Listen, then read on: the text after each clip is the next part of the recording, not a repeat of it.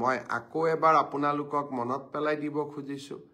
মুখ্যমন্ত্ৰীৰ আত্মনিৰ্ভৰ অসম অভিযানৰ এতিয়া আবেদনৰ সময় চলি আছে অহা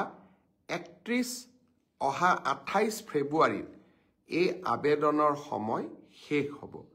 আজিৰ মুহূৰ্তলৈকে 50,000 যুৱকে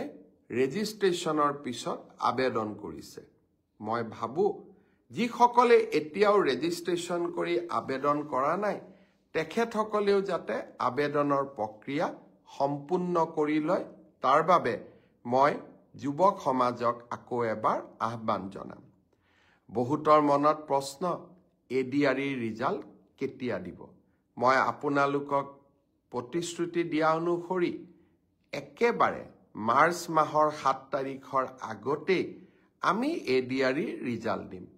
কিন্তু এডিআৰই ৰিজাল্টৰ কাৰণে আপোনালোকে উৎকণ্ঠিত হৈ থকাৰো কোনো কাৰণ নাই কাৰণ প্ৰত্যেকখন বহি বা OMR sheet answer কি এতিয়া আপোনালোকৰ হাততে আছে গতিকে সেবাই ৰিজাল্ট দিয়ক বা নিদিয়ক আপোনালোকে নিজেই নিজৰ ফলাফলৰ আকলন এটা কৰিয়েই ল'ব পাৰে